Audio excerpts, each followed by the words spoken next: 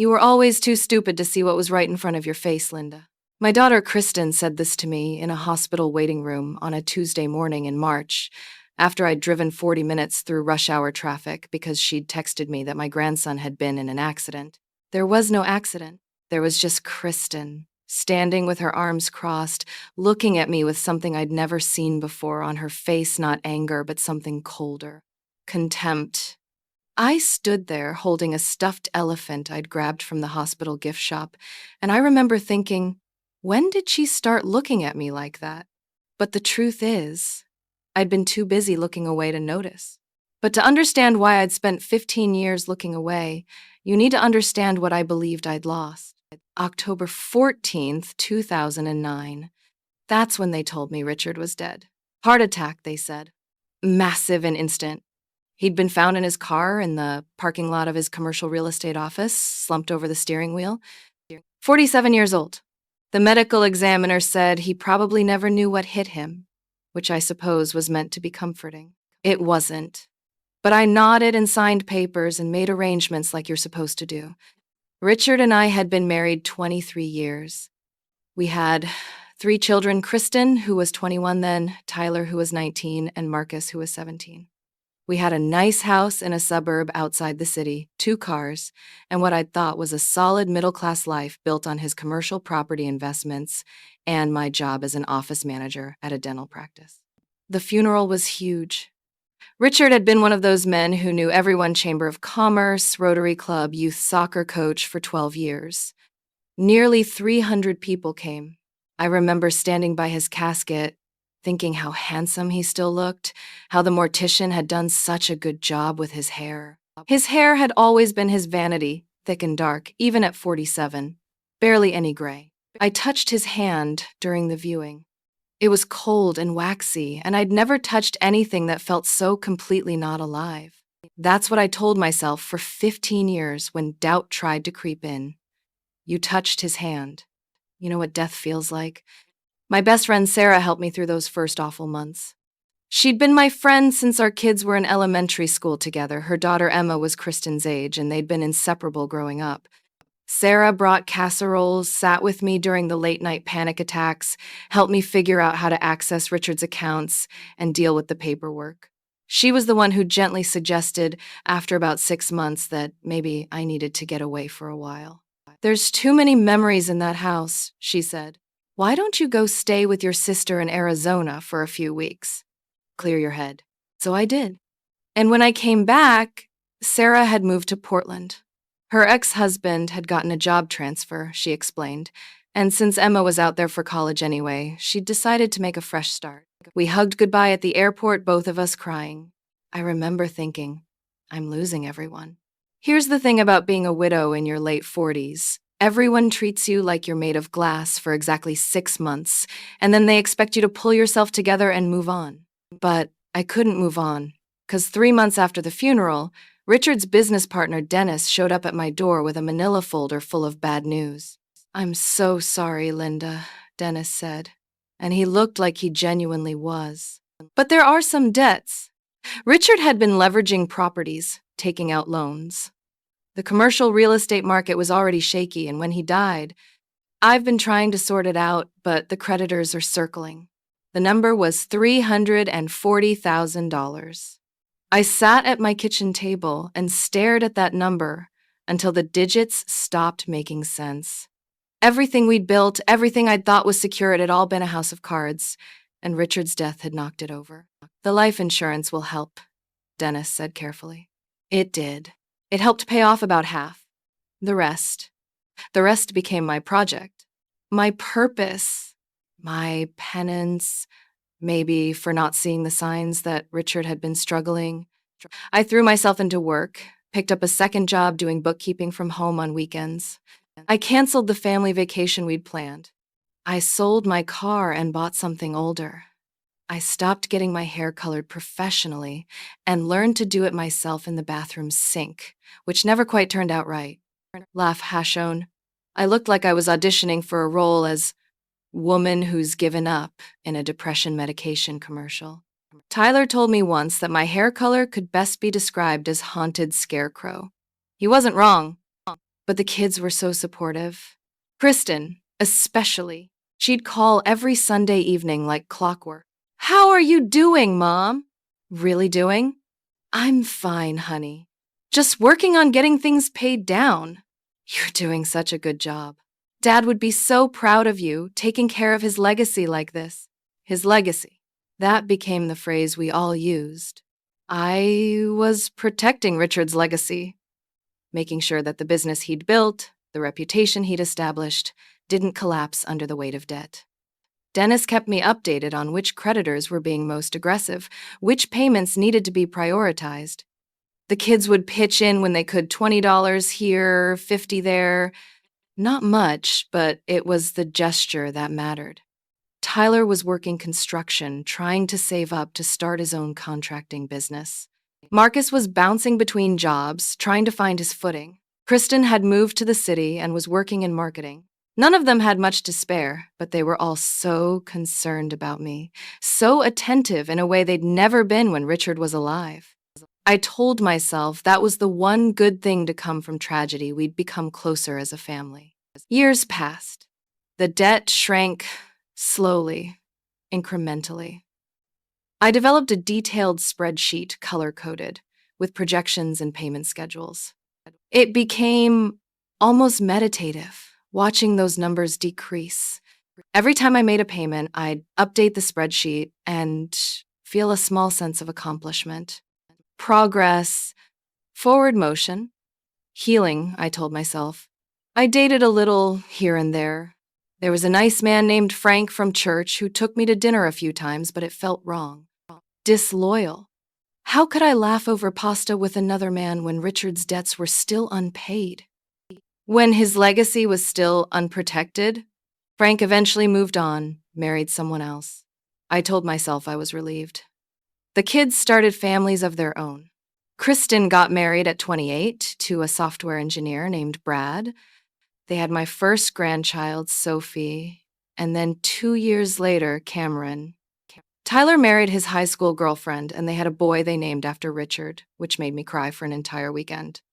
Marcus struggled more. He got married young, divorced young, had a daughter named Mia from a brief second relationship. But they all seemed to be finding their way. And through it all, I kept paying, kept working, kept honoring Richard's memory. I'd visit his grave every Sunday after church. I'd bring fresh flowers and sit on the bench nearby and tell him about the kids, about the grandchildren he'd never meet, about how I was getting closer to clearing the debts. Sometimes I'd get angry at him. Why did you take on so much risk? Why didn't you tell me things were bad? But mostly I just missed him. Missed the way he'd dance with me in the kitchen. Missed his laugh. Missed feeling like someone's partner instead of someone's financial cleanup crew. On what would have been our 38th wedding anniversary, I sat by his grave and told him I'd finally paid it all off. Every penny. $340,000 over 15 years. My retirement savings were gone. My 401k had been cashed out years ago. I was 62 years old, still working full-time at the dental office, with maybe $8,000 in savings and a paid-off house that needed a new roof. But his legacy was intact. His name was clean. That had to count for something. I did it, Richard, I whispered to the marble headstone. I kept my promise. That was October. In December, Kristen invited me to have lunch with her and Sarah. I was surprised I hadn't seen Sarah in person since she'd moved to Portland 15 years earlier. We'd exchanged Christmas cards, the occasional email, but we drifted the way old friends do when geography and grief intervene. But apparently she was back in town visiting Emma, who'd moved back to the area, and Kristen thought it would be nice for us to reconnect. We met at a little bistro near Kristen's office. Sarah looked wonderful, tanned and fit, her hair cut in a stylish bob, wearing expensive-looking jewelry I didn't remember her having before. She hugged me tight, and for a moment I felt a pang of something like envy. She looked like someone whose life had bloomed. I looked like someone who'd spent 15 years in a cave. "Linda, You look exactly the same, she said, which we both knew was a lie, but I appreciated the effort. Lunch was pleasant but slightly awkward, the way reunions often are. We caught up on surface things: her condo in Portland, my grandchildren, the restaurant's overpriced salads. Kristen kept checking her phone, seeming distracted. I'm sorry, Mom, she said finally. Work emergency. I have to run. But you two catch up. My treat. She kissed my cheek, handed the waiter her credit card, and disappeared before I could protest. Sarah and I sat in slightly uncomfortable silence for a moment. It's really good to see you, I said finally. You too. She fidgeted with her napkin. How are you really doing? Kristen mentioned you finally paid off Richard's debts. I did. Last month, actually. That must feel like a weight off. It does. I paused. Though I have to admit, now I'm looking at retirement and wondering what the hell I'm going to do. I've got about enough saved to last maybe 2 years if I'm careful. Sarah looked down at her plate. That's really hard, Linda. Well, it was what needed to be done. Richard would have done the same for me. Something flickered across her face, surprise? Discomfort? But it was gone so quickly I thought I'd imagined it. We finished lunch, promised to stay in better touch, hugged goodbye. I drove home feeling melancholy in a way I couldn't quite name. Like something was ending, or maybe had ended a long time ago and I was just now noticing. That night, Marcus called. This was unusual. Marcus rarely called unless he needed something. Hey, Mom, how was lunch with Aunt Sarah? Aunt Sarah. The kids had called her that when they were little. It was nice. I didn't realize she was back in town. Oh, yeah. She's around pretty regularly. I saw her at the grocery store last week, actually. Something in my chest went tight. She's here regularly? I thought she lived in Portland. A pausa. A too long pause. Well, she goes back and forth a lot, I guess. Look, Mom, I was calling because I might need to borrow a couple $100. Just until my next paycheck. I barely heard the rest. My mind was stuck on. She's around pretty regularly. After I got off the phone, I sat at my kitchen table and opened Facebook for the first time in probably a year. I'd never been much for social media, but I still had an account somewhere under all the password resets. It took me 20 minutes to get logged in. I searched for Sarah's profile. It was set to private, but I could see her profile picture her and Emma both smiling in front of a Christmas tree. I clicked through to Emma's page, which was more public. And there, in a photo from 3 weeks ago, was Emma and Kristen. At a coffee shop. Together. The caption read, Sister, date with my favorite person. I stared at that photo for a long time. When exactly had Emma and Kristen started having sister dates? When had Kristen started seeing Emma regularly but never mentioned it? When had Sarah started being around pretty regularly but never called me? I told myself I was being paranoid. Ridiculous. Grief and exhaustion and 15 years of stress were making me see conspiracy where there was only the natural drift of relationships. I went to bed, but I didn't sleep. The next morning, I did something I'd never done before. I called in sick to work, drove to the cemetery, and sat in my car in the parking lot, staring at Richard's grave from a distance. I'd been coming here for 15 years.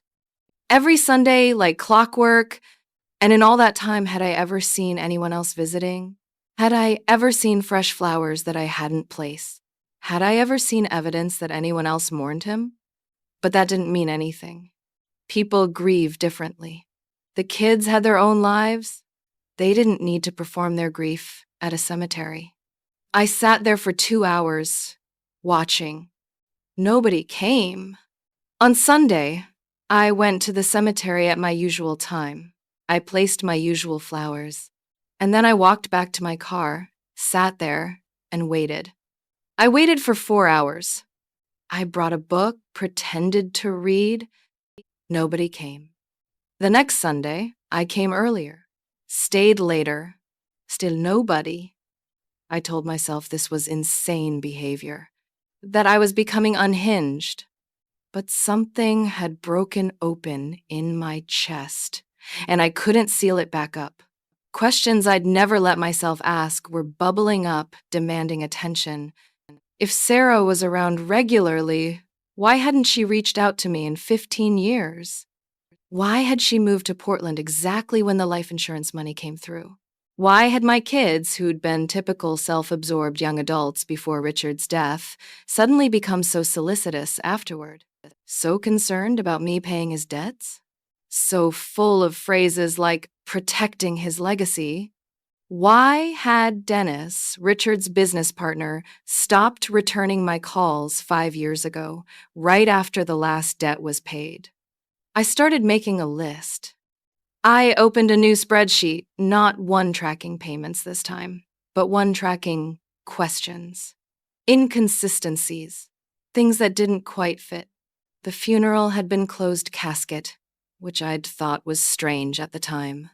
The funeral director had said something about trauma from hitting the steering wheel, but the medical examiner had said it was a clean heart attack.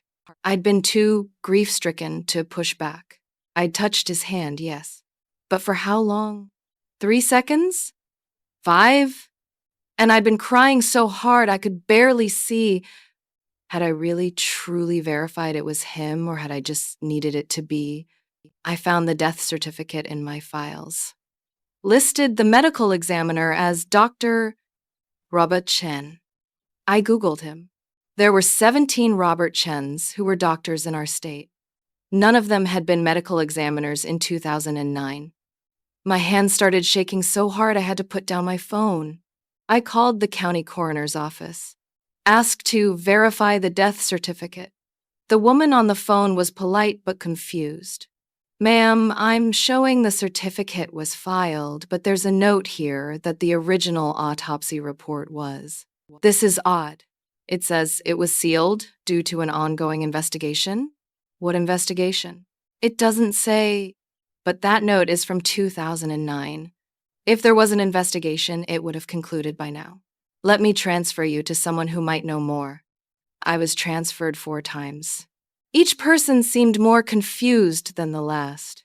Finally, someone in the records department said they'd have to pull the physical files from storage and call me back.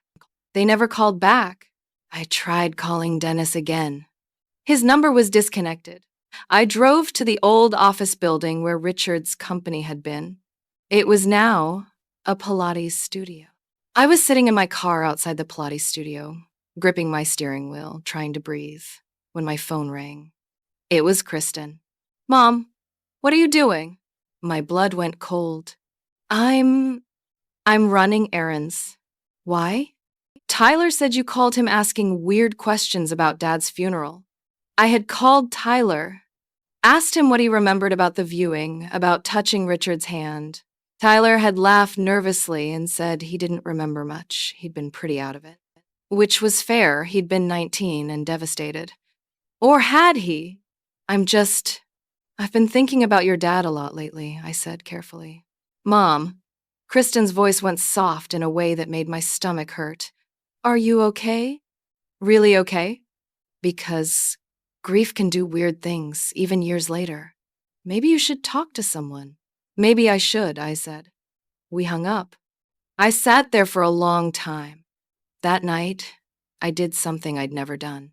I drove past Sarah's old house, the house where she'd lived before moving to Portland, the house that had sold, according to records I could access online, in February 2010, 4 months after Richard's funeral.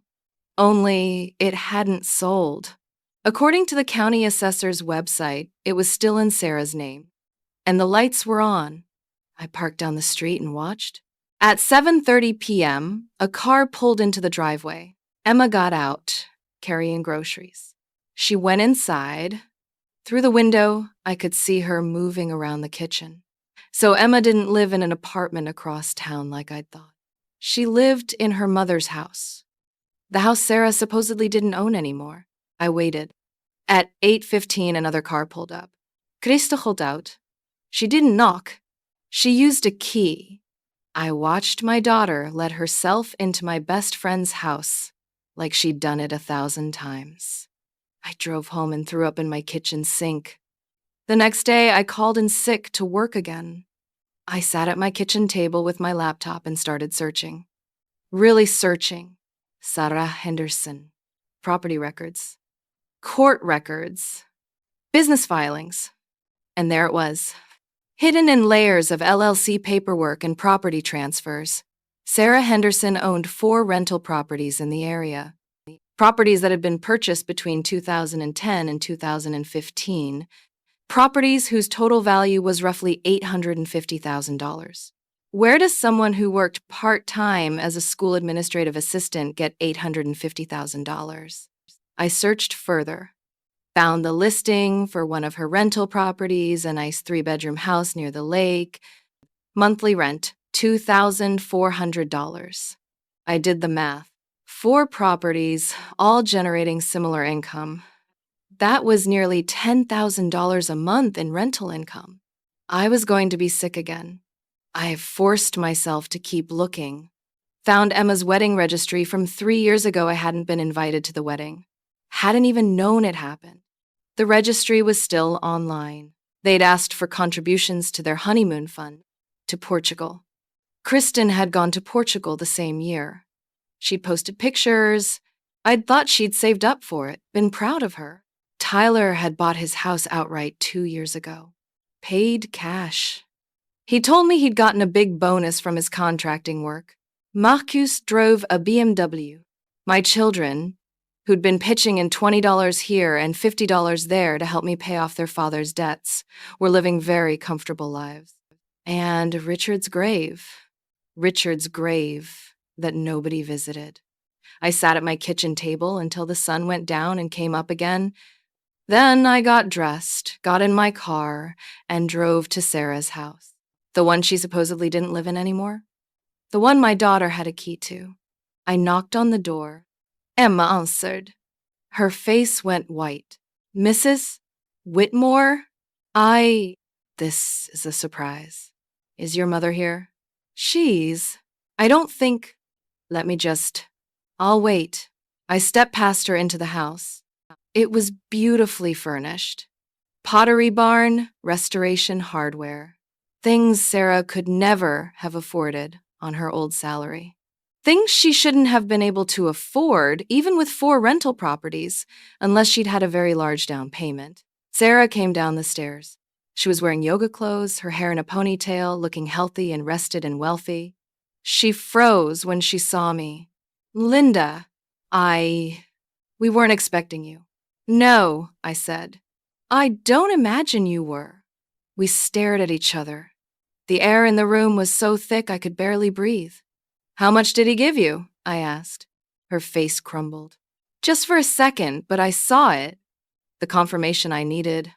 Linda, please, let me explain. How much did my husband give you to help him fake his death? Emma made a small sound. Sarah reached for the back of the couch. It wasn't like that, Sarah whispered. Then what was it like? She closed her eyes. He was drowning. The business was failing. He had creditors threatening everything. He was going to lose the house, the cars, everything you'd built. He was ashamed. He couldn't face it, so he died instead. We thought, if he died, the life insurance would cover the debts. You'd be protected. The kids would be okay. I laughed. It came out harsh and broken. The life insurance covered half. I spent 15 years paying off the rest. I emptied my retirement. I worked 2 jobs. My voice cracked. I mourned him. Linda, where is he? Silence. Where? The cottage, Emma whispered. The old Jacobson cottage by the lake. I knew that cottage. It had been for sale forever when we'd lived in the area.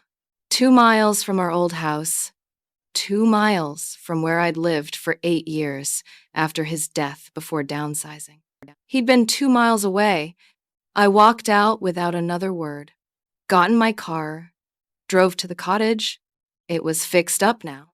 New paint. New roof. A nice car in the driveway. solar panels, wind chimes on the porch. I parked, walked to the door, knocked, and Richard answered. He looked older, grayer, but healthy, very healthy for a dead man. His face went through shock, terror, and something that looked almost like relief. Linda, he said. I'd played this moment in my head during the drive, imagined screaming, hitting him, breaking down. But standing there, looking at the man I'd mourned for 15 years, I felt nothing. Just a vast, echoing emptiness. The kids knew, I said. It wasn't a question. He nodded slowly. From the beginning? Yes. All three of them. Yes. They let me work myself to the bone. Let me drain my retirement. Let me give up 15 years of my life. And they knew you were alive. Linda, they wanted to tell you. Kristen especially. But I made them promise. I told them it would put you at risk if you knew that the creditors would come after you harder if they thought I was alive. I made them believe they were protecting you. Laugh hash 2. I started laughing then. I couldn't help it. The absurdity of it. He'd convinced our children that the best way to protect me was to let me destroy myself paying off debts that a dead man's estate should have cleared through bankruptcy. The financial literacy in this family was apparently as dead as Richard's conscience. You're right, I said when I could breathe again. That is absolutely hilarious. Really top-notch parenting, Richard. Teaching our kids that lying to someone for 15 years is love. You never meant for me to find out. That's the only thing you never meant. I turned to leave. Linda, wait. Please. Let me explain everything. The creditors were criminal. They were threatening me, threatening you. I thought I was out of options. And Sarah, we didn't plan it. It just happened. She understood what I was going through. She helped me see a way out. I turned back. When did it just happen, Richard? Before the funeral or after? He had the grace to look ashamed. Before. How long before? 3 years. 3 years. He'd been planning to disappear from my life, from our marriage, for 3 years. While I was cooking his dinners and doing his laundry and believing we had a future. The debts were real, though, I said. You made sure of that. I thought the insurance would cover it all. I didn't know. You didn't know because you didn't stick around to check. You just let me pick up the pieces. I'm sorry. Those 2 words, the same ones I'd said to creditors, to the kids, to myself for 15 years. I'm sorry. I'm sorry Richard died. I'm sorry I can't pay more. I'm sorry I'm not enough. No, I said. You're not sorry. You're caught. There's a difference. I walked back to my car. He didn't follow me. I drove home, went inside, and sat at my kitchen table until the sun set. Then I picked up my phone and started making calls. Not to lawyers. Not yet. First, I called my sister in Arizona. Told her everything. She was silent for a long time, then said, "Come stay with me. Bring everything you've got. We're going to figure this out." Then I called my accountant. Asked her to pull 15 years of tax returns and start documenting everything I'd paid toward Richard's debts. Then I called a friend from church, Margaret, who was a forensic accountant before she retired. Told her I needed help understanding some financial irregularities. She said she'd be over in an hour. Then I called the state insurance fraud division. Because here's what Richard, Sarah, and my children didn't understand. I might have been the woman who stayed quiet and paid bills and accepted cruelty, but I'd also been an office manager for 40 years. I understood documentation. I understood paper trails. I understood that love doesn't erase evidence. And I'd kept everything. Every payment, every debt notice, every conversation with Dennis, every medical document, every piece of paper related to Richard's death. Margaret come over. We spread it all out on my kitchen table. She looked at it for 3 hours, making notes, cross-referencing, building a timeline. Finally, she looked up at me. Linda, this isn't just fraud. This is conspiracy. The funeral home, the death certificate, the medical examiner. These people committed crimes. And your kids. She paused. They accepted money and property, knowing it came from insurance fraud. That makes them complicit. I know. If you report this, the DA will have to investigate. It won't just be Richard and Sarah. It'll be everyone. I thought about Kristen's contempt, about Tyler's casual lies, about Marcus calling me only when he needed money, about 15 years of Sunday phone calls where they'd encouraged me to keep paying, keep sacrificing, keep honoring a dead man's legacy, about that hospital waiting room where Kristen had called me too stupid to see what was in front of my face. Good, I said. The next morning I called Kristen. Hi, Mom. She sounded cheerful, unsuspecting. I need you to come over. You, Tyler, and Marcus. All of you. Today. Oh, Mom, I'm swamped at work. Can it wait until... No, it can't. I found your father.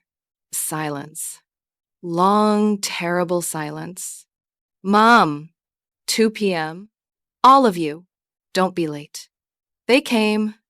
All 3 of them, looking like they were walking to their own execution. They sat on my couch. The couch I'd bought at a thrift store because I couldn't afford a new one, and waited. I stood in my own living room and looked at the 3 people I'd given birth to, raised, loved with everything I had. I know everything, I said. I know he's alive. I know Sarah helped him. I know you've all known from the beginning. I know about the rental properties. I know about the cottage. I know all of it. Kristen started crying. Tyler stared at his hands. Marcus looked at me with something I couldn't read. Mom, please, Kristen said. Let us explain. We were kids. Dadmados promise. He said you'd be in danger if you knew. You were kids when it started. You're adults now. You've been adults for over a decade. And you watched me work 2 jobs. You watched me give up everything. You took my money, my time, my life, and you said nothing. We wanted to tell you, Tyler said. So many times. But we were in too deep. We didn't know how. You didn't know how? I repeated. But you knew how to take the money, didn't you? You knew how to let me drain my retirement while you bought houses and cars and trips to Portugal. Kristen's head snapped up. How did you? I'm not stupid, Kristen. I know you think I am. You made that very clear. But I can add. I can research. I can document. I paused. And I can file police reports. The room went very still. Mom, no, Marcus said. Please, think about Sophie and Cameron. Think about little Richard. If this comes out, if there's an investigation, criminal charges, think about what it'll do to the grandkids. Laugh #3. And there it was. The same manipulation they'd learned from their father. Use love as a weapon. Make the victim responsible for protecting everyone else. I'd fallen for it for 40 years. But I'd learned something in those 40 years. If you've already lost everything, there's a certain freedom in having nothing left to lose. I'm thinking about them, I said. I'm thinking I don't want them raised by people who believe love means letting someone destroy themselves while you profit from it. I'm thinking they deserve better examples than you've been. I picked up a folder from the coffee table. This is a copy of everything I'm giving to the district attorney. The original is already with them. You have 48 hours to decide what you want to do. You can come forward voluntarily, cooperate with the investigation, and maybe there will be some mercy. Or you can wait for them to come to you. Your choice. You're going to destroy this family, Kristen said. No, honey. Your father already did that. I'm just finally admitting it's already gone. They left. I sat in my quiet house and felt lighter than I had in 15 years. The investigation took 11 months. During that time, I moved to Arizona to live with my sister. I got a job at a different dental practice. I started seeing a therapist. I joined a book club and made new friends who didn't know anything about Richard or the grand fraud or any of it. The insurance company sued to recover the payout. They settled for partial recovery from the sale of Sarah's rental properties in Richard's cottage. Richard and Sarah both took plea deals, 5 years for him, 3 for her. The kids were offered immunity in exchange for testimony, which they took. Kristen tried to call me a few times. I didn't answer. Tyler sent an email apologizing. I read it once and deleted it. Marcus showed up at my sister's house once. I told him through the door that I had nothing to say to him. He left an envelope on the doorstep with $5,000 in it and a note that said, "It's not enough." I know. He was right. It wasn't. The money I'd paid toward the debts was considered part of the fraud proceeds. I got back roughly $120,000 after legal fees and settlements. It wasn't anywhere near what I'd lost, but it was something. And here's what surprised me. I wasn't angry anymore. Not burning, consuming angry anyway. I was just tired and sad and ready to build something new with the years I had left. I'm 64 now. I have a small apartment in Tucson with a balcony where I grow tomatoes. I have a cat named Frank, after the man from church who deserved better than waiting for me to be ready. I have Sunday dinners with my sister and her family. I have a life that is small and quiet and entirely mine. Last month, I got a letter from Sophie. She's 16 now. She wanted to know if she could visit me. Said her mom had told her everything, and she understood if I said no, but she hoped I wouldn't. I wrote back and said yes. She came last week. We sat on my balcony, and she helped me stake the tomato plants. She didn't apologize for her mother. She's smart enough to know that's not her responsibility. She just asked questions about what my life is like now, and told me about school, and showed me pictures of the rescue dog she'd adopted. Before she left, she hugged me and said, "I'm glad you're okay, Grandma." "I'm glad you are too, sweetheart." And I realized I'm okay. Not healed. I don't know if that's possible after what they took, but okay. Building something, moving forward. Richard was released last month. I heard through the social media grapevine that he and Sarah didn't stay together. Apparently, when you build a relationship on lies, it doesn't hold up well under the weight of consequences. Who knew? The kids are rebuilding their lives. Or trying to... I don't know much about it. That part of my story is closed. But here's what I've learned. You can spend your whole life being good and loyal and self-sacrificing, and the people who benefit from it will never value it until it stops. And by the time you stop, you realize the cost of all that goodness was too high. I don't regret turning them in. I know some people think I should have just walked away, started over quietly, but I needed them to face what they'd done. Not for revenge, though I won't lie, there was some satisfaction in it, but because the truth matters. Because pretending doesn't protect anyone in the end. And because somewhere out there might be another woman sitting at her kitchen table, paying off a dead man's debts, believing that loyalty is supposed to hurt this much. And maybe my story will reach her, and she'll ask herself the questions I didn't ask soon enough. Who benefits from my goodness? Who profits from my silence? Who's counting on me to never add it all up? If you're that woman, I hope you're braver than I was. I hope you ask those questions sooner. I hope you look at what you're sacrificing and ask if it's worth it. Really worth it. And if you discover it isn't, if you find out the life you've been living was built on lies, I hope you remember. You're allowed to walk away from it. You're allowed to choose yourself. You're allowed to demand the truth, even when everyone else benefits from your confusion. It's not too late. It's never too late to stop being convenient and start being honest. My tomatoes are coming in beautiful this year. The balcony gets good light, and I've learned exactly how much water they need. It's a small thing, growing tomatoes, but they're mine. And that makes all the difference.